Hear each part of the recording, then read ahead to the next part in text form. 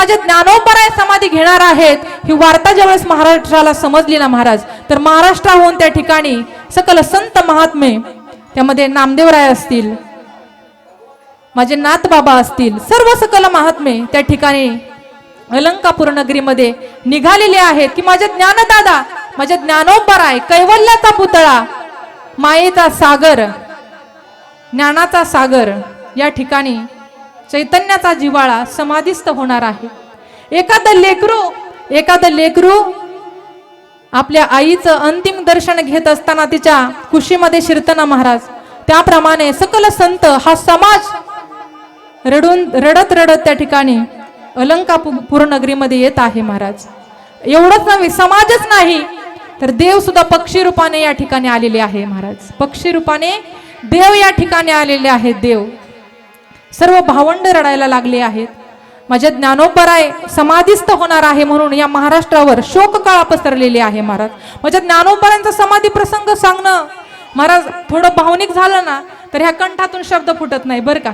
म्हणून भावनिक होऊन मला तरी या ठिकाणी जमणार नाही, कारण अश्रू जर अनावर झाले ना मग शब्द निघत नाही महाराज. कारण माऊली म्हटलं की आपल्या समोर उभी राहते ती कोण? आपली आई उभी राहते, बरोबर आहे की नाही. जिने आपलं हित काय आहे ते पाहिलं, लेकुराचे हित जाणे माऊलीचे चित्त. अरे माझं हित कशामध्ये आहे ना हे माझ्या ज्ञानोबराने आज पाहिलं ना, म्हणून आज मी ह्या व्यासपीठावर आहे दादा. म्हणजे ज्ञानोबरांसाठी म्हणजे शब्द नाहीत खरंच, की आज आपण कितीही अपराध केले ना, कितीही अपराध केले तरी आपले अपराध ते उदरामध्ये सामावून घेणारी माझी विश्व माऊली ज्ञानोबराय आहे महाराज. मा म्हणजे मानवता, उ म्हणजे उदारता, ली म्हणजे लीनता. हे तीनही गुण ज्या ठिकाणी एकवटलेले आहेत ना ते माझे ज्ञानोबराय महाराज. ज्ञानोबराय समाधी घेणार आहेत, ज्ञानोबराय समाधी घेणार आहेत. माझ्या ज्ञानोबरायांनी त्या ठिकाणी निवृत्ती दादांना विचारलं, अरे दादा, ज्यासाठी आपण या ठिकाणी आलो होतो ना ते कार्य आता पूर्ण झालेलं आहे, मी समाधी घेऊ का रे निवृत्ती दादा? मी घेऊ का समाधी? निवृत्ती दादा म्हणतात, अरे माझा लहान भाऊ आहेस तू, मी तुझा मोठा भाऊ आहे, पण भाऊ या नात्याने माझ्याकडे कधी पाहिलंच नाही रे तू. गुरु शिष्याचं नातं लावलंस ना, तर शिष्याने त्या ठिकाणी जाता जाता गुरुचा पराभव केल्यासारखं नाही का होत? मोठ्या आधी लहानाचं जाणं योग्य वाटतं का महाराज? निवृत्ती दादा सुद्धा रडतायत महाराज, लक्षात घ्या. गुरूंना रडवून ज्ञानोबराय चाललेले आहेत. माझी चिमुकली मुक्ताई रडते महाराज. चिमुकली मुक्ताई काय म्हणते माहितीये? अरे ज्ञानदादा नको रे जाऊ मला सोडून. अरे स्वतःच्या छातीमध्ये तू लाता खाल्ल्या माझ्यासाठी, परंतु मधुकरी मागितली माझ्यासाठी. भावंडांना कधी उपाशी ठेवलं नाही. हा मधुकरी मागणारा ज्ञानदादा मला परत दिसणार नाही. ज्ञानदादा नको रे घेऊ समाधी. स्वतःच्या पाठीवरती मांड भाजणारा माझा ज्ञानदादा आता समाधीस्थ होणार. माझे ज्ञानोबराय, माझे ज्ञानदादा आता दिसणार नाही महाराज. रेड्याच्या मुखी वेद वदविणारा ज्ञानदादा आता मला दिसणार जाईल. नको रे जाऊ, नको समाधी घेऊ असं म्हणता क्षणी मुक्ताईची समजूत घालताना ज्ञानोबराय म्हणतात, अगं मुक्ते, वेडी झालीस की काय? अगं तू रडतेस, तू रडतेस. आदिशक्ती मुक्ताई, तू तर हुशार आहेस ना. जिने चांगदेवांना उपदेश केला महाराज, नामदेवरायांना गुरु करून घेण्यास सांगितलं, आणि आज जर तू मला त्या ठिकाणी जागा केलं नसतं ना, ताटी उघडा ज्ञानेश्वरा म्हटलं नसतं ना, तर आज माझ्याकडून हे अलौकिक कार्य घडलं नसतं ग. तू रडू नकोस. अरे ज्ञानदादा, मी माझ्या मनाची समजूत कशी घालू रे? आई वडील गेले परंतु एवढं दुःख झालं नाही माझ्या अंतकरणाला. आई म्हणून तू त्या ठिकाणी आम्हाचं पालन पोषण केलं, आणि आज तू आम्हाला सोडून जातोय. जर तुला आमच्या अगोदरच जायचं असं होतं तर कशाला आई म्हणून त्या ठिकाणी आईच्या अंतकरणाने आमचा सांभाळ केला महाराज. काय ज्ञानोबरायांना त्रास दिला महाराज आळंदीमध्ये, काय त्रास दिला माझ्या ज्ञानोबरायांना. अक्षरशः मधुकरी मिळू दिली नाही हो. मधुकरीच्या ठिकाणी माती टाकण्यात आली, माती महाराज. त्यांचं नाव घेऊ नये परंतु नाव घ्यावं लागतंय, कारण त्यांचा उद्धार माझ्या मुक्ताईने केला आहे. विसोबा चाटीने झोळीमध्ये माती टाकावी, नवे नवे त्या झोळीमधलं पीठ मातीमध्ये विस्कुटून टाकावं महाराज, का तर ते पुन्हा उचलून आपली पोट भरतील ही संन्यासाची काठ. असं इतका त्रास काय अपराध केला होता माझ्या ज्ञानोबरायांनी सांगा ना महाराज. अरे इंद्राणीवर स्नान करायला जायचे माझ्या ज्ञानोबराय, तर इंद्रायणी बाटेल सिद्धेश्वराचं दर्शन घ्यायला जायचे तर सिद्धेश्वराचं दर्शन त्या ठिकाणी बाटल म्हणून दर्शन सुद्धा घेऊन दिलं नाही माझ्या ज्ञानोबराने. अरे ज्या ज्ञानोबरांच्या पदस्पर्शाने एकट्या जीवाचाच नव्हे तर संपूर्ण कुळाचा उद्धार होतो महाराज. त्या ज्ञानोबराने इतका त्रास दिला महाराज. त्या ज्ञानोबरांना हा त्रास या समाजाने दिलेला आहे. तरी देखील ज्ञानोबर आहे 16व्या वर्षी ज्ञानेश्वरी सारखा अलौकिक ग्रंथ त्या ठिकाणी निर्माण करतात. जगाच्या उद्धाराकरता, जगाच्या कल्याणा, संतांच्या विभूती आणि देह कष्टविती परोपकारी माझ्या ज्ञानोबरांनी हे जीवन परोपकारासाठी कारणी लावलं. 16व्या वर्षी ज्ञानेश्वरी सारखा अलौकिक ग्रंथ निर्माण केला, ज्यामध्ये नामदेवराय त्या ग्रंथाची महती वर्णन करतात. नामामने ग्रंथ श्रेष्ठ ज्ञानदेवी आणि एकतरी ओवी बोला बोला अनुभवावी, ना की फक्त वाचावी. अरे तुम्ही म्हणता ना कधी होतं हे एकदाचं पारायण, कधी होतं हे पारायण, परंतु ऐका पारायण कुठपर्यंत, पारायण कुठपर्यंत, जोपर्यंत हा जीव आपला नारायण होत नाही तोपर्यंत पारायण करायचं महाराज. त्या ज्ञानेश्वरीचं पारायण करायचं महाराज. लक्षात घ्या, त्या ज्ञानेश्वरीमध्ये माझ्या ज्ञानोबराय जगाच्या उद्धारासाठी लिहितात. किंबहुना सर्व सुखी पूर्ण होनी तिनी लोकी भजिजो आदि पुरुखी अखंडित. तुम्ही मला सांगा, जर एखाद्याने आपलं जर वाईट केलं तर त्याच्या हिताचा आपण विचार करणार नाही, पण माझ्या ज्ञानोबराने समाजाचा विचार केला महाराज. असे ज्ञानोबराय समाधिस्थ झालेले असताना निवृत्तीदादा भावंड रडतायत, हा समाज रडतोय. यामध्ये नवल नाही महाराज, यामध्ये नवल नाही, परंतु या जगाचा चालक मालक करता करविता माझा पांडुरंग परमात्मा रडतोय महाराज. काय जीवन असेल माझ्या ज्ञानोबरायांचं, काय जीवन जगले असतील माझ्या ज्ञानोबराय. माझे ज्यावेळेस पांडुरंग परमात्मा रडतायत ना त्यावेळेस रुक्मिणी मातेने विचारावं, देवा का रडताय तुम्ही, का रडताय. त्यावेळेस भगवंत म्हणतात, देव म्हणती रुक्मिणी, देव म्हणती रुक्मिणी हा एकच योगी देखिला नाही, हे ज्ञान संजीविनी त्रैलोक्यासी.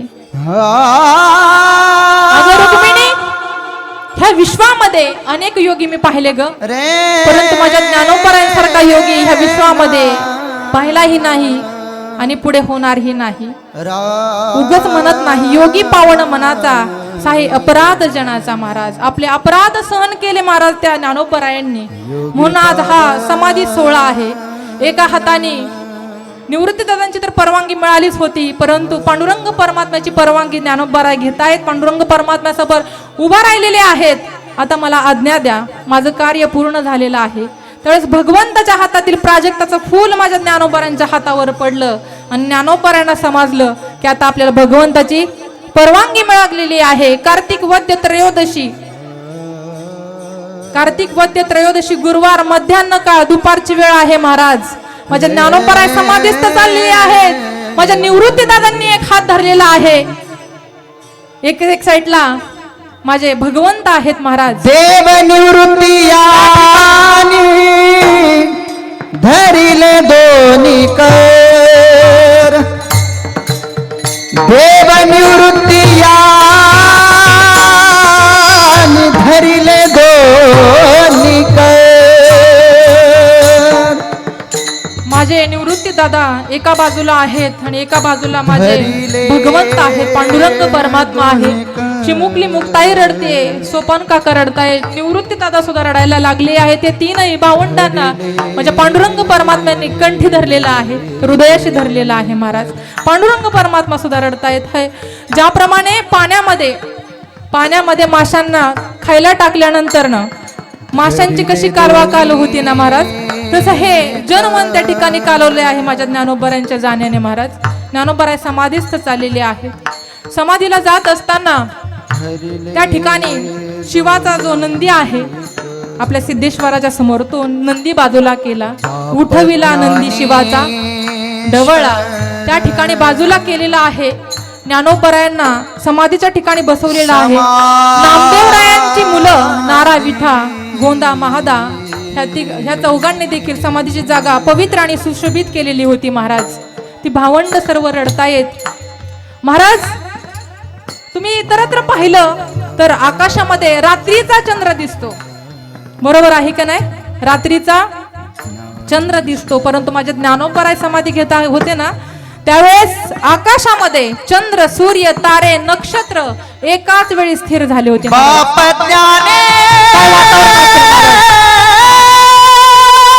प्रसंग आहे महाराज माझ्या ज्ञानोबरांच्या जाण्याने. हा महाराष्ट्र पोरका झाला महाराज. ज्ञानोबरा आपल्याला पोरके करून गेले महाराज. लक्षात घ्या महाराज. अरे ज्या इंद्रायणीवर स्नान करू दिलं नाही ना महाराज, जी इंद्रायणी व्हायची थांबलेली आहे महाराज, ज्या या मातीमध्ये माझ्या ज्ञानोबरांचं पीठ कालवलं ना, तो हा आळंदीचा कण कण त्या ठिकाणी रडतोय महाराज. सर्व ब्राह्मण वर्ग जमलेले आहेत, ज्यांनी ज्यांनी त्रास दिलेला आहे ते तोंड बडवून रडतायत की या महाविष्णूचा अवतार आम्हाला कधी समजलाच नाही. ज्ञानोबराय माफ करा, माफ करा. लक्षात घ्या. सुरुवातीला मी तुम्हाला नामपर प्रकरण तुम्हाला सांगत असताना हरिपाठातील उदाहरण, हरिपाठातील प्रमाण दिली. तुम्ही म्हणाल ताई हरिपाठातीलच प्रमाण का? तुम्हाला सांगून जाईन महाराज. सर्वसामान्यांसाठी ह्या जगाच्या उद्धारासाठी माझ्या ज्ञानोबारेंदर शेवटी कोणता ग्रंथ लिहिला असेल ना, तर तो म्हणजे हरिपाठ बर का. तो म्हणजे हरिपाठ. तुम्ही कसं काय ताई, ह्याला पुरावा काय आहे? तुम्ही जर हरिपाठ म्हणत असताना जे प्रमाण म्हणताना ज्ञानदेवा प्रमाण, निवृत्ती देवे ज्ञान आणि समाधी संजीवन हरिपाठ, तुम्ही जर इतरत्र अभंग माझ्या ज्ञानोबरांचे पाहिले ना, तर ज्ञानोबरांचा उल्लेख करतात बाप रखुमा देवीवरू.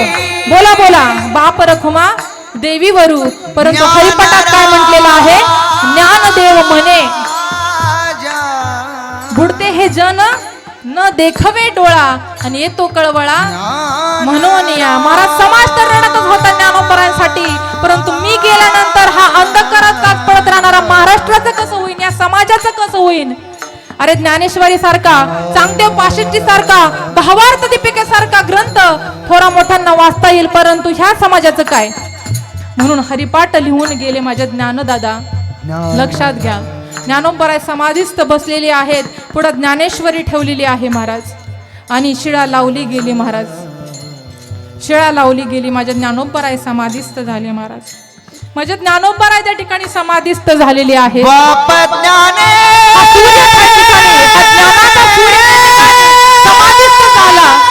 हा महाराष्ट्र अंधकारामध्ये चाच पडत राहता. माझ्या ज्ञानोबरांनी समाधी घेतली असेल ना महाराज, आज 750 वर्ष होऊन गेली, परंतु माऊली ह्या नात्याने माझ्या ज्ञानोबराय आजही आपल्या अंतकरणामध्ये संजीवन आहेत बरं का.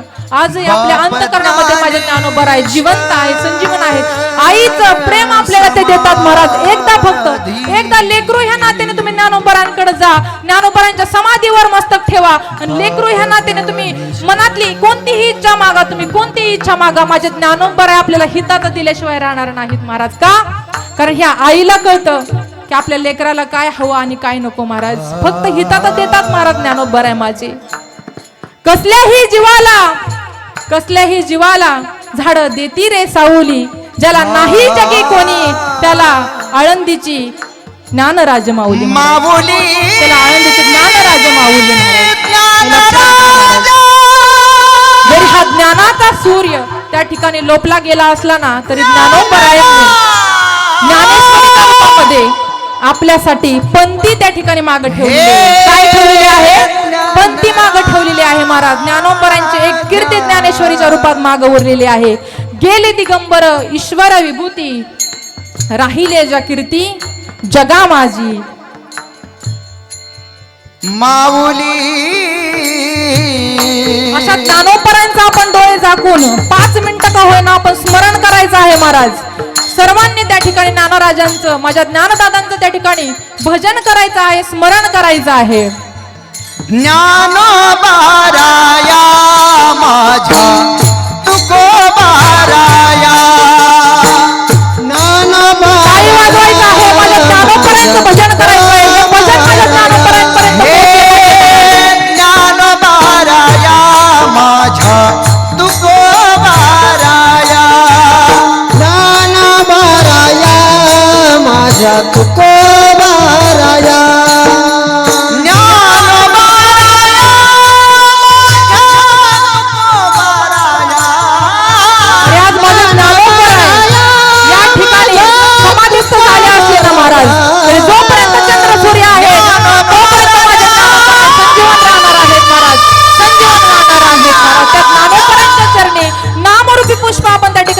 करायचं आहे. इवलेचे रोप लावेले द्वारी, त्याचा वेलू गेला गगनावरी. मोगरा फुलला, मोगरा फुलला, फुले वेजिताची बहरू कळीसे आला. माझ्या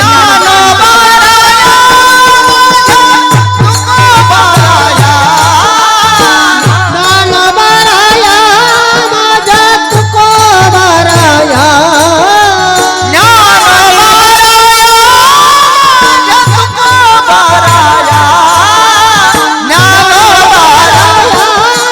माझ्या तुकोबाराया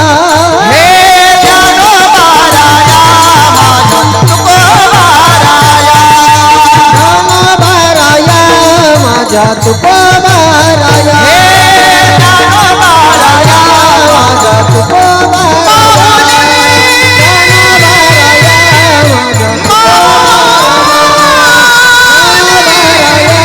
माझ्या तुकोबाराया